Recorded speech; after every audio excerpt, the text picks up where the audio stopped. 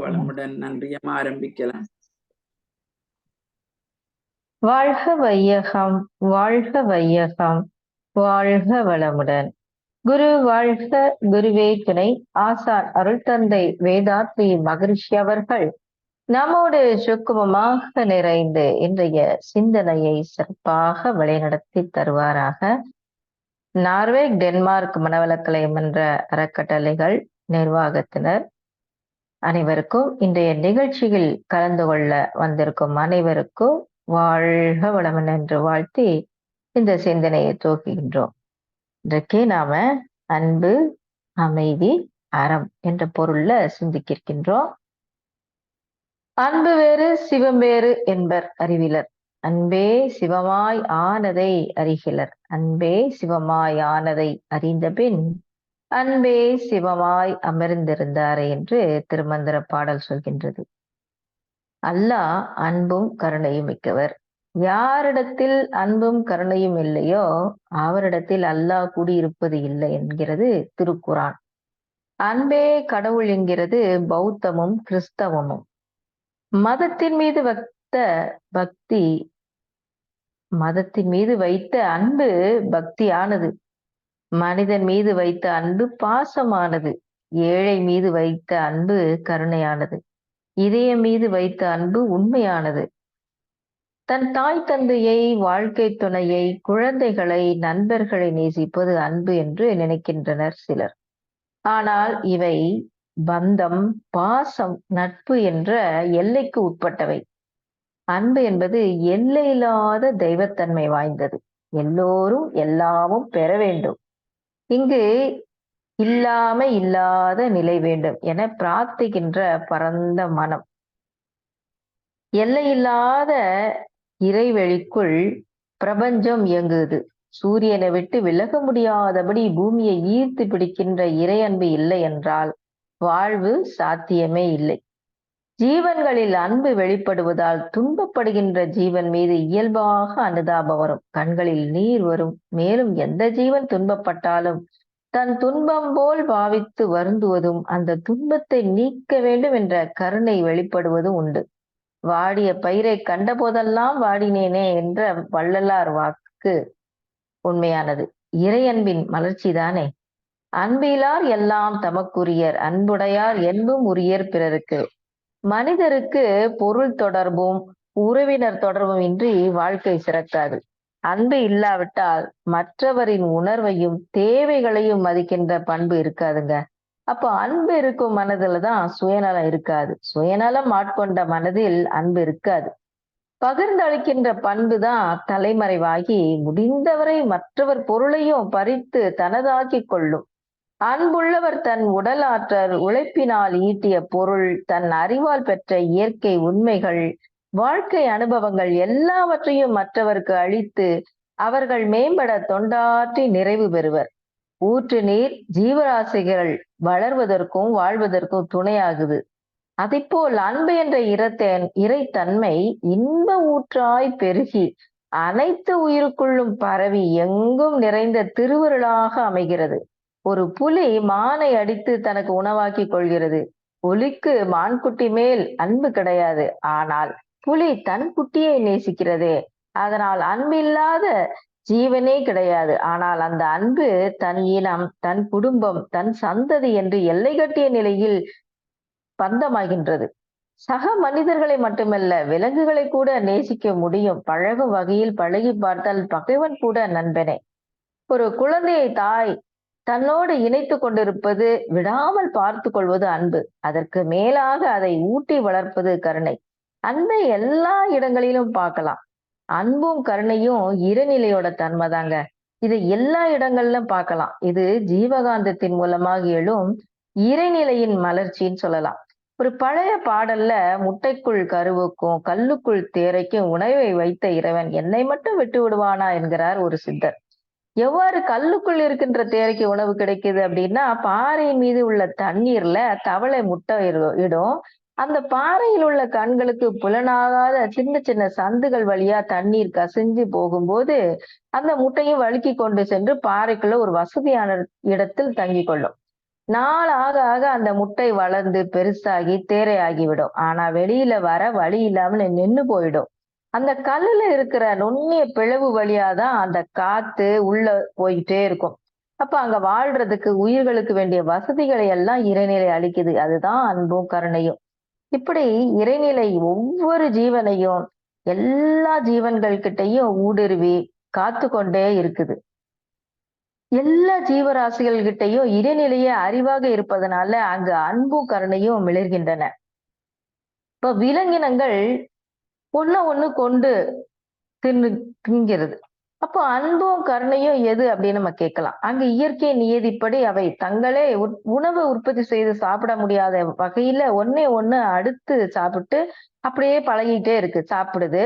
அதில் கூட நாம பார்த்தா சில உயிர்கள் தான் மற்றொன்றை அடித்து சாப்பிடுகின்றன.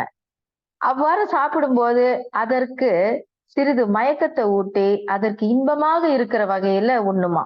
இறைநிலை இந்த இடத்துல கூட கருணையோடு அன்போடு துன்பம் இல்லாம அந்த உயிரை தன் வயப்படுத்தி கொள்ளுது. இப்போ ஒரு பல்லி இருக்கு, அது பூச்சியை பிடிக்கும் போது கூட தன்னுடைய கண்கள் வழியா காந்த சக்தி அதன் மேல பாய்ச்சி அதை மயக்கமடைய செஞ்சு அதனுடைய மயக்க நிலையில அதற்கு துன்பம் கொடுக்காம சாப்பிடுதாம். இப்படி எல்லா இடங்கள்லயும் செயல் நடக்கும் பொழுது அங்க அன்பும் கருணையும் சேர்ந்து இருக்கிறத பார்க்கலாம். இப்ப உடம்புல காயம்பட்டு ரத்தம் வருது, இந்த ரத்தம் போக்கிட்டே இருந்தா என்ன ஆகும், உயிர் போயிடும். ஆனா கொஞ்சம் காத்து பட்டவுடன் ரத்தம் என்ன ஆகுதுங்க, உறைஞ்சு வீணாவது நின்னு போகுது. இதுதான் இறைவனோட அன்பும் கருணையுமான செயல். அப்ப எல்லா உயிர்களிடத்தும் இறைநிலை இருக்குது. இந்த உண்மையை எந்த அளவுக்கு நாம உணர்ந்து கொள்றோமோ அதுதாங்க இறை வழிபாடு. இதற்கு ஒத்த முறையில அதோடு இணைந்து நடப்பதுதான் அறநெறி.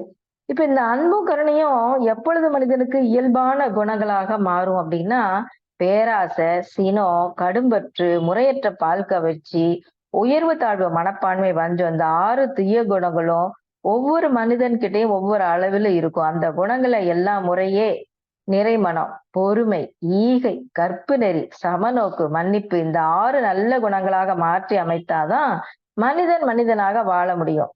தீய குணங்கள் ஒவ்வொன்றையும் தற்சோதனை பயிற்சியினால நல்ல குணங்களாக மாற்றி விடலாம். அப்ப அதற்கு முதற்கட்டமாக தன்முனைப்பை நீக்கணும். 6 தீய குணங்களுக்கும் காரணமாக உள்ள அந்த தன்முனைப்பு ஒளிவதற்கு இறைநிலை உணர்வு வேண்டும். அறிவை அறியணும். எந்த இடத்தில் அறிவை அறிந்து கொள்கிறானோ அங்கே தன்முனைப்பு ஒளிந்துவிடும். அப்போ தனக்குள்ளாக இருப்பது எது, தெய்வமாக இருக்கிற இந்த இறைநிலை தானே அப்படின்னு தெரிந்து கொண்ட பிறகு ஒவ்வொரு உயிரினங்கள்கிட்டயும் இருக்கக்கூடிய அந்த அன்பும் கருணையும் ஈகையும் இயல்பாகிவிடும். இப்ப இந்த அன்புக்கு உதாரணமாக சுவாமிஜி வாழ்க்கையில நடந்த உதாரணங்களை சொல்லலாம். சுவாமிஜி அவர்கள் அன்றைக்கு நெசவு செய்து கொண்டிருக்கும் போது தன்னோட நண்பர் சொக்கலிங்கத்துக்கிட்ட நெய்து தர சொல்லி பல டிசைன்களை உருவாக்கி கொடுப்பாங்களாம். அப்போ ஒரு சமயம் அதை மாதிரி கொடுக்கும்போது சொக்கலிங்கம் அவரோட மனைவி சிவஞானத்துக்கிட்ட கொடுத்திருக்காங்க. அப்போ மகரிஷி கொடுத்த டிசைன் படி நெசவுல ஈடுபட்டாங்க அந்த அம்மையார். அப்போ அவங்க மனசுல ஏதோ குழப்பம் இருந்துச்சாம். சுவாமிஜி கொடுத்த அந்த டிசைனை செய்யற போது நெய்யிற போது பாவும் நூலும் தடமாறி போயிடுச்சாம். ஏதோ ஒரு புதிய மாடல் தோன்றி விட்டதாம். வைத்தியர் சொக்கலிங்கம் சின்ன தவறுக்கே சிவதாண்டவம் ஆடுறவர். அவர் முன்கோபக்காரர். அத மனைவியிடம் காட்டாம வேற எங்க காட்டுவாரு. அந்த கோபத்தோட இருக்கும்போது அப்போ சுவாமிஜி வந்துட்டாங்க. அந்த அம்மையார் பயந்துகிட்டே இருக்கிறாங்க. அப்போ அந்த நேரம் சுவாமிஜி அந்த வீட்டுல என்ன நடந்ததுன்னு கொஞ்சம் யூகிச்சு பாக்குறாங்க. அப்போ அந்த அம்மையாரை கூப்பிட்டு சொல்றாங்க, அம்மா நான் வரைந்ததோடு நீங்கள் செஞ்ச இந்த டிசைன் ரொம்ப அற்புதமா இருக்குதுமா, இதையே வச்சு கொள்ளுவோம் அப்படின்னு சொல்லி தொடர்ந்து அந்த டிசைனை போட்டு உற்பத்தி செய்து வர சொன்னாங்களாம். இந்த பாராட்டு அவங்களுக்கு கொடுத்த ஆறுதலை வார்த்தைகளால விளக்க முடியாது. கண்கள்ல கண்ணீர் பெருக்கெடுத்து ஓடிச்சான். நான் தழுதழுக்க அந்த கருணை முகத்தை நோக்கி கை குவிச்சு நிக்கிறாங்களாம் அந்த அம்மையார். சொக்கலிங்கம் அவர்களுக்கு அதற்கு மேல் வேற எதுவுமே மனைவியை திட்ட வாய்ப்பே வரலையாம். தான் செஞ்ச அந்த தவறுக்கு என்ன தண்டனை கிடைக்குமோ அப்படின்னு இருந்த அந்த அம்மையாருக்கு இரட்டை மகிழ்ச்சி. அவர் செய்த தவறுக்கு அங்கீகாரமும் பாராட்டும் கிடைச்சிட்டதே. தன் வாழ்நாள் முழுவதும் மகரிஷியோட இந்த அன்பையும் கருணையையும் மறக்க முடியாம சொல்லி ஆனந்த கண்ணீர் வடிப்பாங்களாம் அந்த அம்மையார். அதே மாதிரி இன்னொரு நிகழ்ச்சியை சொல்லலாம். சுவாமிஜி ஒரு சமயம் வெளியூருக்கு போகிறதுக்காக பஸ்ஸுக்காக காத்துட்டு இருந்த போது பஸ் ஜன்னல் ஒட்டி கீழே நின்றுட்டு இருந்திருக்காங்க. அப்ப தெரியாம ஒரு அம்மையார் வெற்றிலை போட்டு விட்டு சுவாமிஜியோட நிக்கிற இடம் தெரியாம துப்பிட்டாங்க. அப்போ சுவாமிஜியோட தோள்பட்டையில அந்த எச்சில் விழுந்துருச்சு. சுவாமிஜி உடனே திரும்பி பார்த்தோனே அந்த அம்மையார் கவனிச்சுட்டாங்க. வேகமா உடனே பஸ் விட்டு இறங்கி சுவாமிஜி கிட்ட கேட்கறாங்க, "ஐயா உங்க மேல் அங்கிய கழட்டி குடுங்க. நானு இத சுத்தம் செஞ்சு தந்துடுறேன்" அப்படின்னு சொல்றாங்க. அதற்கு மகரிஷி அவங்க ரொம்ப சிரிச்சுட்டு அமைதியா, "பரவாயில்லம்மா, நீங்க தெரியாம தானே பண்ணீங்க. பரவாயில்ல" அப்படின்னு சொல்றாங்க. ஆனாலும் அந்த அம்மையார் மனசு கேட்கல. மீண்டும் கேட்கறாங்க, "சுவாமிஜி குடுங்களேன்" அப்படின்னு. "இல்லம்மா" அப்படின்னு சொல்லிட்டு சுவாமிஜி சொல்றாங்க, "இந்த உடம்பே ஒரு பெண்ணின் எச்சில் தானம்மா, எச்சம் தானம்மா" அப்படின்னு சொன்னாங்களாம்.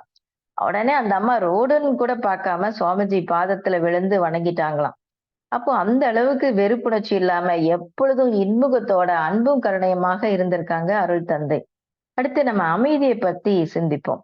அமைதி அப்படிங்கிறது தனி மனுஷன் கிட்ட தொடங்கி குடும்ப அளவுல விரிந்து சமுதாய விரிவாக அமையணும். குடும்ப அமைதிக்கு தனி மனிதனோட குணநலம் மேம்பாடு, செல்வ வளம், கடமைகளை செவ்வனே ஆற்றுதல், இதுதான் அடிப்படை. இப்ப கடவுள் தன்மை, இயற்கை தத்துவம், வாழ்க்கை தத்துவம், அறிவறிந்த நிலை முதலியவற்றை தனி மனிதன் முழுமையா தெரிஞ்சிருக்கணும். அப்பதான் அமைதி எப்பயும் இருக்கும்.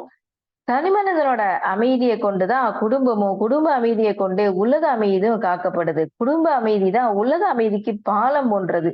தனி மனித அமைதியே உலக அமைதிக்கு அடிப்படைன்னு சொல்லுவாங்க சுவாமிஜி. தனி மனுஷன் கிட்ட இருந்து அமைதி தொடங்கி குடும்பம் மூலம் பரவி சமுதாய விரிவாக அமைய வேண்டும் என்ற நோக்கத்தோடு தான் மனவளக்கலையை வகுத்து கொடுத்தாங்க. குடும்பத்துல ஒருத்தருக்கு ஒருத்தர் சண்டையில் எழுறது இயல்புதான்.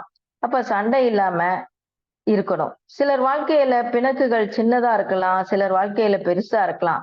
பிணக்கில்லாத வாழ்க்கையை நடத்தி செல்றவர் தான் ஞானி.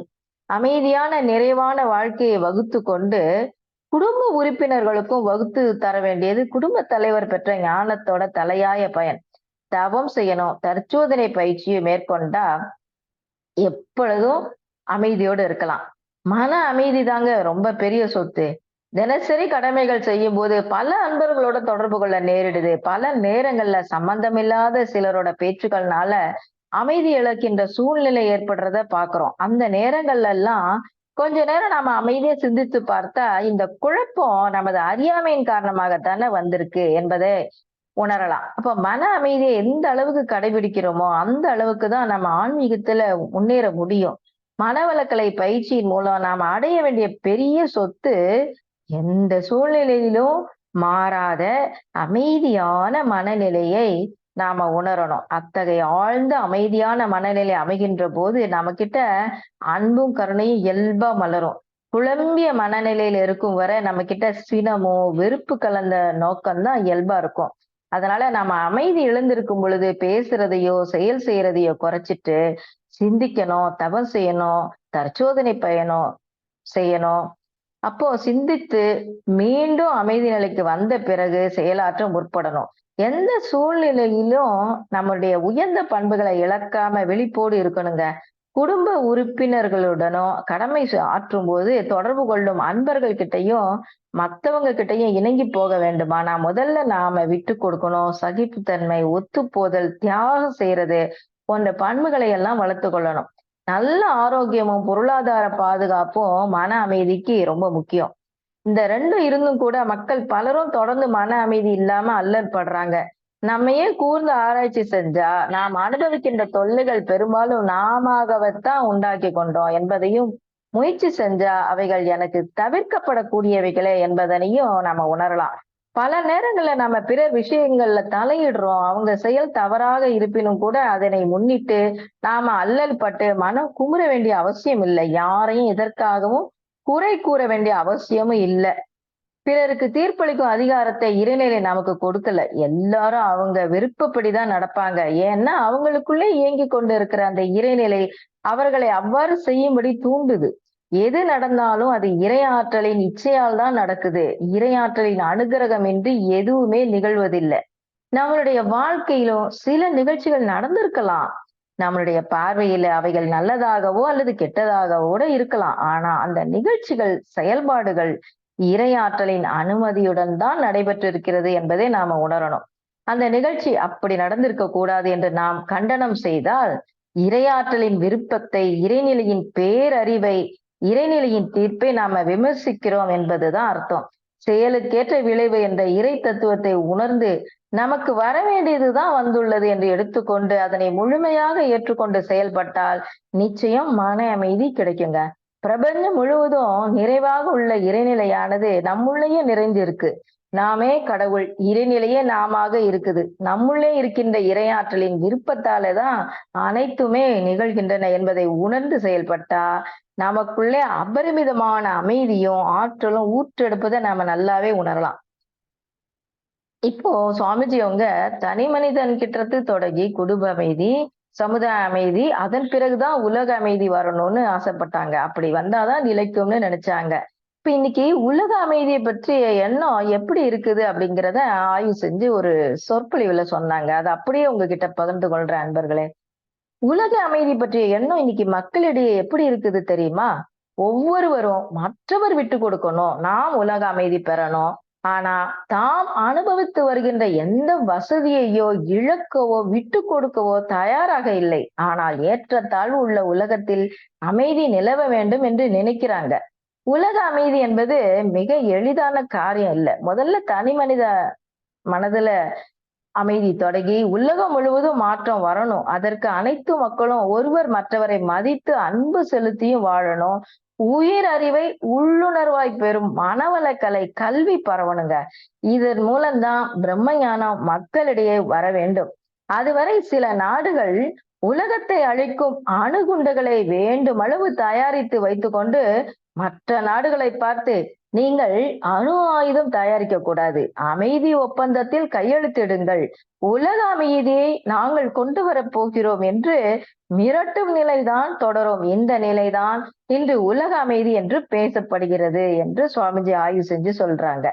இப்ப இந்த உலக அமைதியை எப்படியெல்லாம் பெறணும்னு ஒரு 7 வகையில சொல்றாங்க. முதல்ல ஒரு நாட்டுக்கு நாடு அரசியல் முறை ஒன்றுபடணும். 2வது இயற்கையின் மூலதனமான பூமியை தனி மனிதனோ அல்லது குழுவினரோ தங்களுக்கு சொந்தம் என்று எல்லை கட்டி கொள்ளாம அனைவருக்கும் சொந்தம் என்ற நிலையை உருவாக்கணும். ஒரு மனிதன் முயற்சியினால் விளைவிக்கும் எந்த பொருள் எனினும் அது அவனுக்கோ அவனுடைய வாரிசுகள் எனப்பட்ட குறிப்பிட்ட நபர்களுக்கோ தான் உரிமையானது என்று சுயநலத்தோடு உரிமை பாராட்டாமல் அனைவருக்கும் சொந்தம் என்ற நிலையை உருவாக்கணும். 4வது குழந்தை வளர்ப்பு, முதியோர் பராமரிப்பு என்ற 2 வகையும் பெற்றோர்கள், மக்கள் இவர்கள் பொறுப்பிலிருந்து விடுபட்டு சமுதாய பொதுவாக நடைபெறும் காலம் வரணும். 5வது வாலிப பருவமும் உடல் வலிவும் உடைய அனைவருக்கும் அறிவிற்கும் உடலுக்கும் தகுந்தபடி ஆக்க தொழில் புரியும் வாய்ப்பு சமுதாயத்தில் கிடைக்கும். ஒரு அமைப்பு ஏற்படும் பொழுது உலக அமைதி விரைவில் உண்டாகும். 6வதாக உலகில் உள்ள அனைத்து மக்களுக்கும் உணவு கிடைக்கும் வகையில நிர்வாகம் அமையணும். 7வது உணவிற்காக வேறு ஒரு ஜீவனை கொல்லும் பழக்கத்தை விட்டு தாவர உணவை மேற்கொள்ளும் பொழுது உலக அமைதி கிடைக்கும்.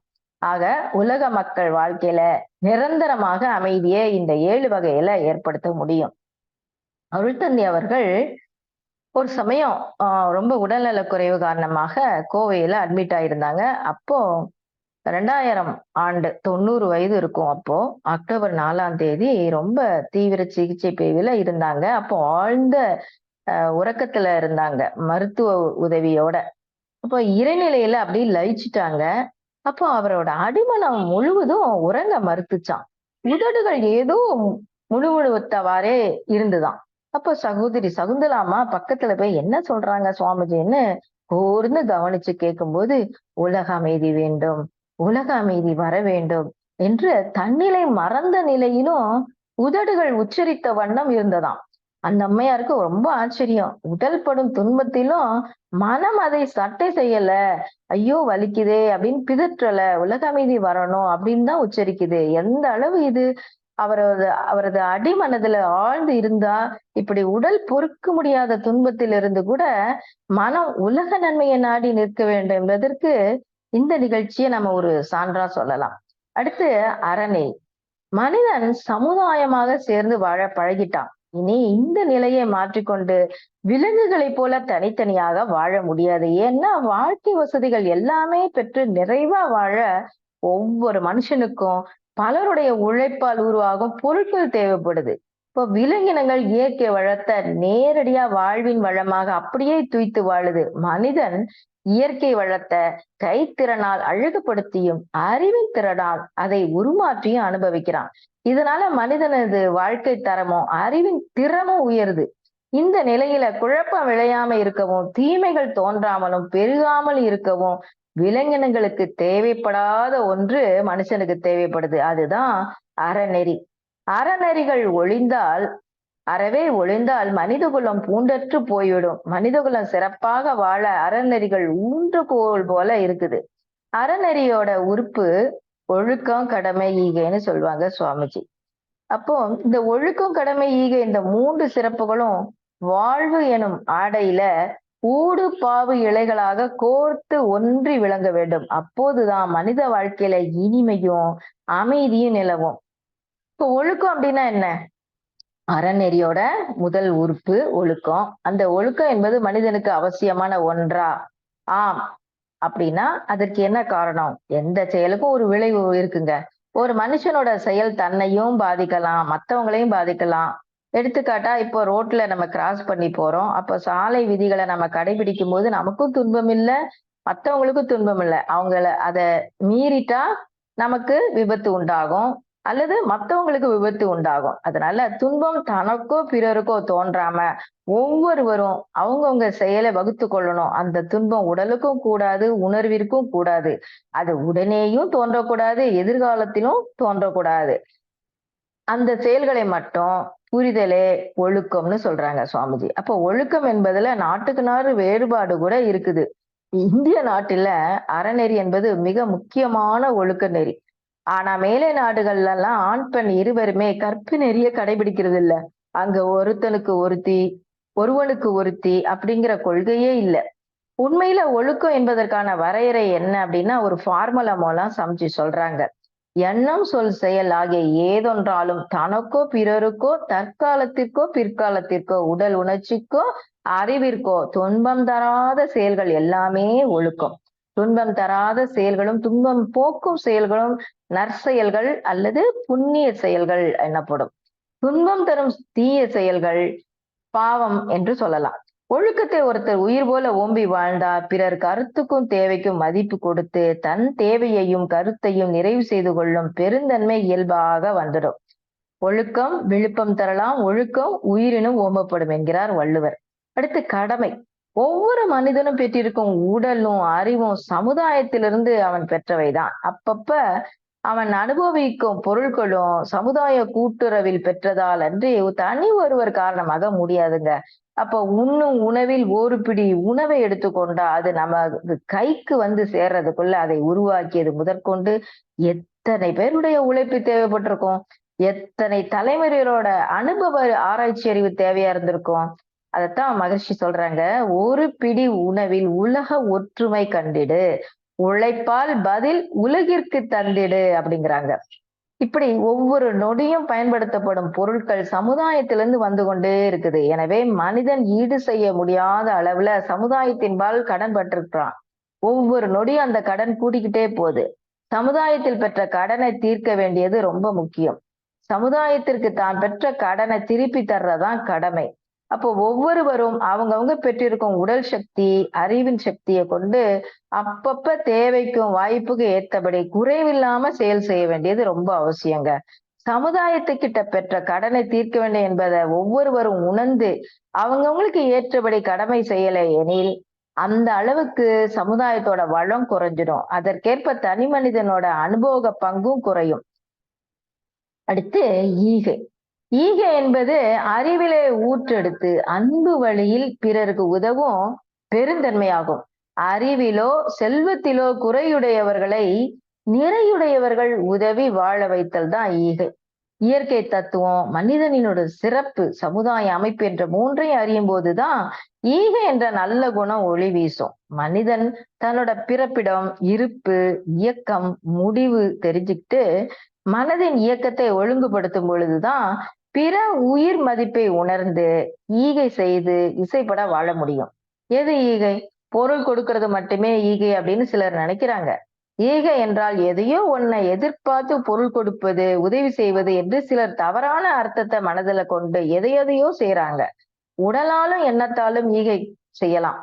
நோயால் வாடுபவருக்கு நலம் பெற வேண்டி வாழ்த்துவது எண்ணத்தால் செய்யக்கூடிய ஈகை. பிற உயிர்படும் துன்பம் எதுவாயினும் அதனை நீக்கச் செய்யும் செயல்கள் அனைத்துமே ஈகையின் பார்ப்பட்டதுதான். உதாரணமாக இப்போ ஒரு பேங்க்ல ஒரு ஆபீஸ்ல நம்ம போய் ஒரு ஃபார்மை வாங்கி ஃபில்அப் பண்ணிட்டு இருக்கோம். அப்போ ஒரு படிக்காதவர் வராரு. அவரு கூட அந்த ஃபார்மை ஃபில்அப் பண்ண தெரியாம முழிச்சிட்டு இருப்பாரு. அப்போ நம்ம போய் அவங்களுக்கு ஃபில்அப் பண்ணி கொடுக்கறது கூட ஒரு ஈகை தான். ஒருத்தர் தெருவுல நடந்து போய் கொண்டிருப்பாரு. தவறி விழுந்துட்டாருன்னு வச்சுக்கோங்க.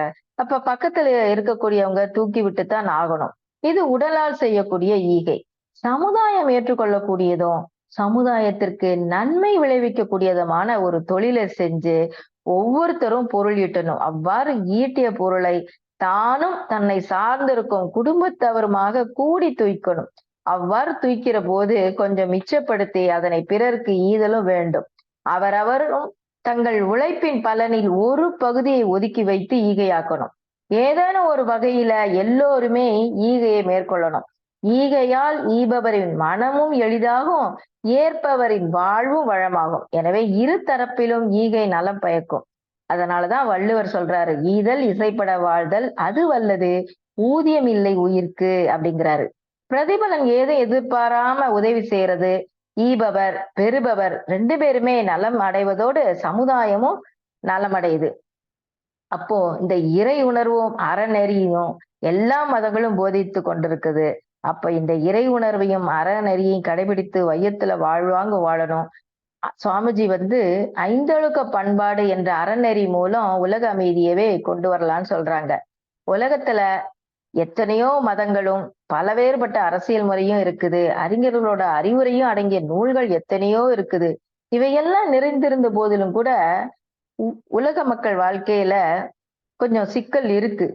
தனி மனிதனோட வாழ்க்கையிலும் உலக நிலையிலும் போதிய அமைதியின்மையும் வாழ்க்கை சிக்கலும் பயமும் உண்டாகுது. இவற்றை போக்க மக்கள் அனைவரும் ஒண்ணு சேர்ந்து வாழ்வதற்கு ஏற்றதொரு புதிய பண்பாட்டை உருவாக்கி நலம் காணணும்னு சொல்றாங்க. அப்போ அது என்ன? 5 பண்பாடு. தனி மனிதன் வாழ்க்கையிலும் உலக மக்கள் வாழ்க்கையிலும் அமைதி நிறைவும் காண இந்த 5 பண்பாடு என்ற அறநெறி வாழ்க்கை முறைய வேதாத்திரியம் உருவாக்கி இருக்கு. அப்போ அவற்றை தெளிவாக விரிவாக விளங்கி கொண்டு பொறுப்புணர்ச்சியோட செயல்படுத்தணும். சுவாமிஜி சொல்றாங்க, எனது அறிவின் ஆற்றலினாலும் உடல் உழைப்பாலும் வாழ்வேன். மற்றவர்கள் மனதையோ உடலையோ வருத்த மாட்டேன். உணவுக்காக உயிர்கொலை செய்ய மாட்டேன். பிறர் பொருளை வாழ்க்கை சுதந்திரத்தை போற்றி காப்பேன். துன்பப்படுவோருக்கு என்னாலான உதவியை செய்வேன் என்று இந்த பண்பாட்டை உருவாக்கி நம்மை எல்லாம் செயல்படுத்துவதற்கு நமக்கு வழிகாட்டி கொண்டே இருக்கிறாங்க சுவாமிஜி. அதனால இந்த பண்பாட்டு நெறியை பின்பற்றி நாமும் நிறைவாக வாழ்ந்து இந்த சமுதாயத்தையும் அமைதியோட வாழ வைப்போம் என்று கூறி வாய்ப்பளித்த அனைத்து அன்பு உள்ளங்களையும் வாழ்க வளமுடன் என்று வாழ்த்தி நிறைவு செய்கின்றேன். நன்றி.